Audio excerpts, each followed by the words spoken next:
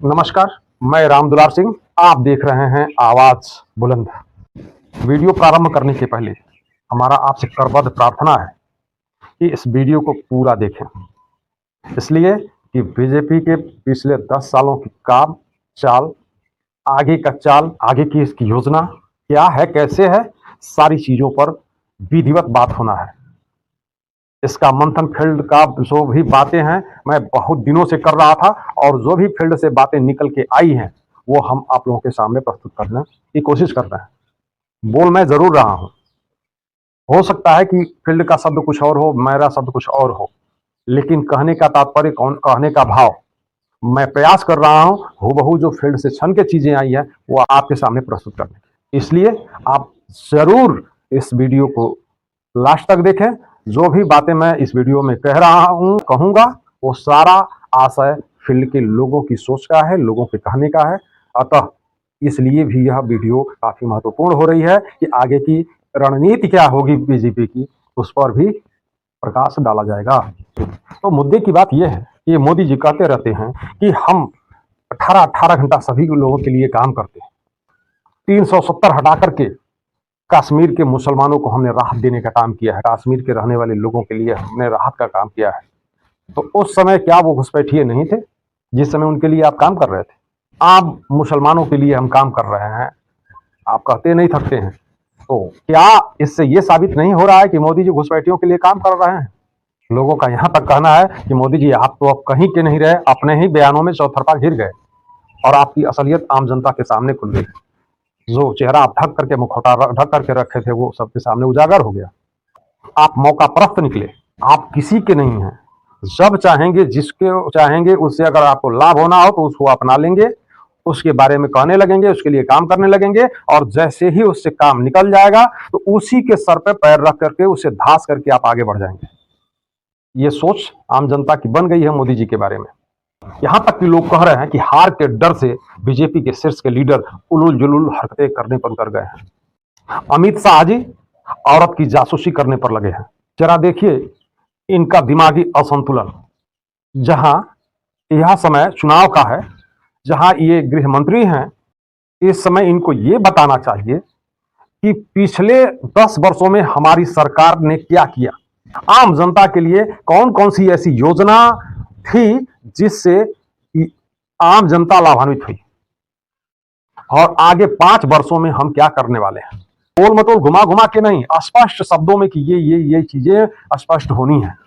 लेकिन नहीं, ये तो प्रियंका गांधी कहां गई थी, क्या करने गई थी, इसके खबर में लगे थे, इसकी जासूसी में लगे थे। अरे भाई, बीजेपी का ही एक स्लोगन है, बेटी बचाओ बेटी पढ़ाओ, और प्रियंका गांधी अपनी बेटी के पास गई थी जहां उनकी बेटी पढ़ रही है, तो उससे मिलने के लिए। लगता है अपनी पुरानी आदतों से बाज नहीं आए, क्योंकि पहले भी वो महिलाओं पे जासूसी करते थे साहिब के लिए, आज भी जासूसी कर रहे हैं कि मैं कहाँ जा रही हूँ, किससे मिल रही हूँ। हाँ, मैं गई थी अपनी बेटी से मिलने, इसमें क्या बुराई है। 3 दिन के लिए मेरा प्रोग्राम नहीं था, मैं गई उससे मिलने। छोटी है, पढ़ाई कर रही है, इसमें कौन सी बात है। तो ये महिलाओं के पीछे पड़ना ना, और इस तरह से घुमा घुमा कर महिलाओं के बारे में बात करना, ये इनकी पुरानी आदत है, ये ठीक नहीं है। तो इसमें कौन सा ऐसा आपराधिक बात है कि जो चुनाव के समय में चुनावी सभा को संबोधित करते हुए ये बोल रहे हैं आप? ये परिवारवादी लोग हैं, वो आपसे पूछ के मिलने जाएं? आपके नजर में जो लोग अपने बाल बच्चों से मिलने आया जाया करते हैं, अपने बाल बच्चों के लिए काम करते हैं, वो अपराधी हैं?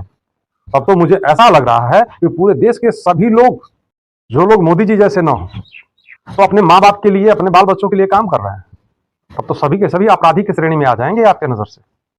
तो यह आपका दिमागी असंतुलन है, ताकि आपके विकृत सोच का नमूना है। आम जनता आपसे जानना चाहती है, या आपके पास कोई मुद्दा ही नहीं है इसलिए उलूल जुलूल कुछ भी बके जा रहे हैं? आप यह भी नहीं सोच पा रहे हैं कि जो हम बोल रहे हैं इसका वास्तव में अर्थ क्या है, दुष्परिणाम क्या होगा? अगर ऐसा है तो आप अपना समय बर्बाद कर रहे हैं, लोगों का समय बर्बाद कर रहे हैं, लोगों को गुमराह करने का काम कर रहे हैं। कम से कम इलेक्शन भर इसी तरह की बातें चर्चा में घूमती रहें, ताकि हमसे कोई कुछ पूछ ना सके, आपस में बैठ करके कोई इस पर विचार विमर्श ना कर सके कि इन लोगों ने क्या आगे की पीछे किया है, आगे क्या करने वाले हैं। अगर ऐसा कुछ नहीं है तो इनको हम लोग हटा दें। तो इस तरह से लोगों को गुमराह करने की कोशिश कर रहे हैं आप। अब तो फील्ड की जनता यह भी आवाज उठाने लगी है, यह भी क्वेश्चन करने लगी है कि मोदी जी ये बताएं कि भारत की आजादी की लड़ाई में आरएसएस के कितने जवान शहीद हुए थे अंग्रेजों से लड़ते हुए। जबकि जिस कौम की बात कर रहे हैं उस कौम के लोगों के शहादत का इतिहास में तमाम जिक्र मिल जाएगा, बहुत ढूंढने की जरूरत नहीं है। लेकिन हाँ, हमारे मोदी जी बड़े ही उदार हृदय के व्यक्ति हैं, ये चीज उन्होंने साबित कर दिया। आम जनता ने मोदी जी को वोट दिया, मोदी जी की सरकार बनी और वो गरीबों के लिए काम किए। अधिकांश गरीबों को ये पता नहीं है कि उनके लिए कौन कौन सा काम उन्होंने किया, जिससे गरीब बहुत आराम महसूस करने लगे। कल जब मैं कहता हूं कि 10 साल में जो किया वो तो ट्रेलर है, ट्रेलर। हमें तो बहुत सारा काम करना है। मोदी मेहनत के लिए पैदा हुआ है, वो आपके भविष्य के लिए, आपके बच्चों के भविष्य के लिए मेहनत करने में कोई कमी नहीं रखूंगा। यह पहलवान तो पिछले 10 साल से सौरोदंड बना रहे थे। हाँ भाई, इन्होंने कहा है कि हम आपके बच्चों के भविष्य के लिए काम करेंगे। मोदी काम करने के लिए पैदा हुआ है और आगे आपके भविष्य के लिए, आपके बच्चों के भविष्य के लिए हम काम करते रहेंगे। कई सारे लोग ऐसा कर रहे हैं कि पिछले 10 साल में क्या इन्होंने किया। तो वही दंड बैठक जैसे लड़ाई जब पहलवान लड़ने जाते हैं तो उसके पहले सौरोदंड करते हैं। तो अब ये 10 वर्ष में जो हुआ है सौरोदंड कर रहे थे, काम तो अब करना है इनको। अब आप लोग चिंता मत करिए, सो जाइए आराम से, आपके बच्चों के भविष्य के लिए काम कर देंगे। इसमें किसी भी तरह का आप शंका में मत रहिए, आप एकदम अमन चैन की नींद सो जाइए, उन पे भरोसा करिए। अगर नहीं भरोसा बन रहा है तो पीछे के जो भी कार्य हैं इनके देख लीजिए ना आप, इसमें कौन सी बड़ी बात है। उन्होंने आपके बच्चों की शिक्षा पर जीएसटी लगाया कि नहीं लगाया? उज्ज्वला गैस योजना की आड़ में गैस की सब्सिडी खत्म किया कि नहीं किया? बेटी बचाओ बेटी पढ़ाओ का सुंदर सा स्लोगन चलाया कि नहीं चलाया? सुकन्या योजना की आड़ में बेटियों की शादी से 18% हिस्सेदारी आपसे लिया कि नहीं लिया? बेचारे 18 घंटा जाग करके काम करते हैं, वो इसी फिराक में रहते हैं कि आम जनता की भारी जेब को कैसे हल्का किया जाए। और आप हैं कि कहते हैं कि कुछ काम ही नहीं कर रहे हैं। आपको नहीं लगता ये 18% वाली बात नहीं समझ में आ रही है? जो लोगों ने हमको समझाया, मैं आपको समझाने की कोशिश कर रहा हूं। अरे भाई, ये बताइए कि हर जगह से जो भी सामान खरीदा जा रहा है उस पर जीएसटी है कि नहीं है ना? कोई टेंट हाउस वाला जो भी चीजें खरीद रहा है तो जीएसटी देकर खरीद रहा है, और उसके बाद जब साटा बुक कराए तो उसे सर्विस टैक्स देना पड़ता है। भाई साहब, तो वो अपने जो साटा का मूल्य है उसी में से वो सर्विस टैक्स दे देता है? नहीं, जो उसका अपनी लागत मूल्य है उस पर सर्विस टैक्स प्लस करके लेता है कि इतना मैं साटा बुक करता नहीं है, इतना जोन बैठे तो सर्विस टैक्स होता है। तो वो किसको देना होता है? लड़की के बाप को। तो लड़कियों के लिए काम कर रहे हैं कि नहीं कर रहे हैं? महिलाओं को सशक्त करने का काम कर रहे हैं। भाई जी, आप लोग समझने का प्रयास काहे नहीं कर रहे हैं? सारी चीज आपके सामने पड़ी हुई है। ये मैं भी नहीं समझ रहा था, लेकिन फील्ड में लोगों ने मुझे समझा दिया कि ये लड़कियों के लिए बहुत उदार हैं। वही नहीं, जहां दहेज का विभत्स राक्षस लड़कियों के पिता को निगलने को तैयार बैठा है, वहीं इनको उस लड़की के शादी से हिस्सेदारी तो चाहिए ही चाहिए, उसके अलावे उस पर भी नहीं समझ में आया तो कुछ और भी चाहिए। हम बताते हैं, जो लोगों ने हमको बताया हम बताते हैं, थोड़ा सा आगे धैर्य रख के समझिए।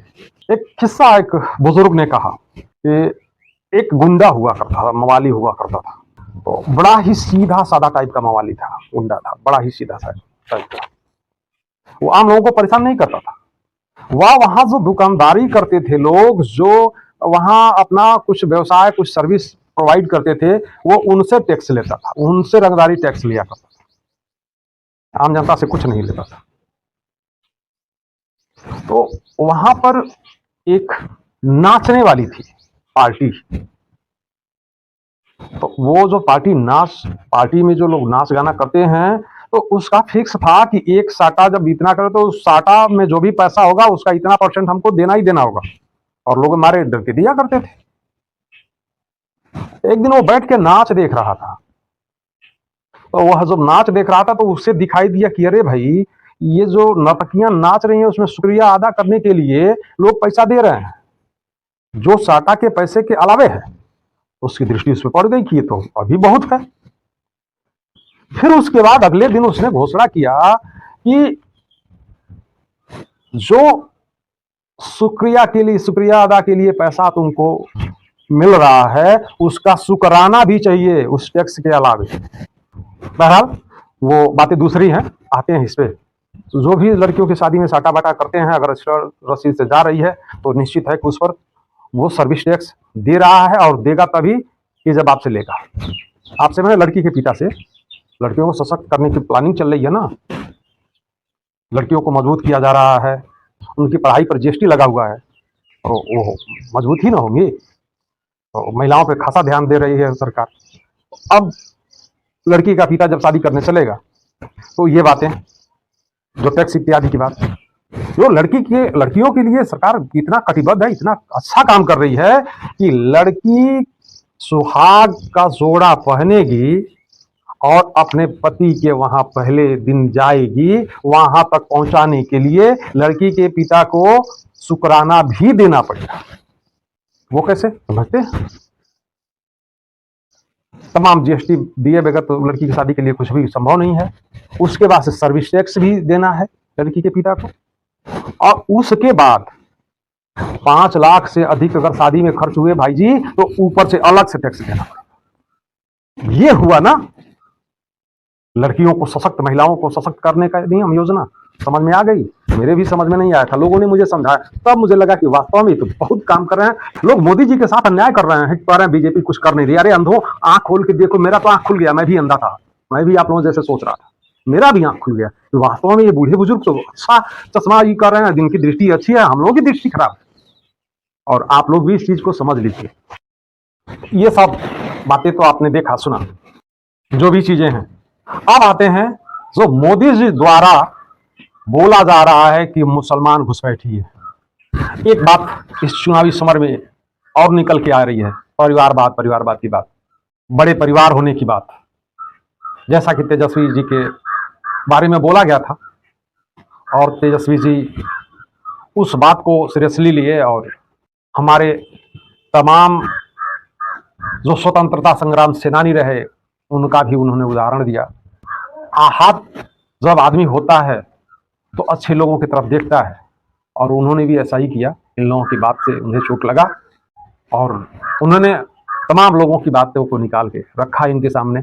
लेकिन बाबू हमारे, कम से कम इतना तो आप समझ लिए होते कि कैसे कैसे लोगों को किसके सामने खड़ा कर रहे हैं, जिसकी कोई औकात ही नहीं है उन लोगों के सामने, तो उसके सामने आपने खड़ा कर दिया। जो लोग आपको कह रहे हैं उन्हीं के घरों में कम बातें हैं का कहने को और बताने को, कि जिनके समक्ष आप शहीदों को प्रस्तुत करने की कोशिश कर रहे हैं। इसकी कोई जरूरत नहीं है। इन्हीं के घरों में तमाम सारे उस तरह की चीजें पड़ी हुई हैं जो आम पब्लिक के सामने रखा जा सकता है।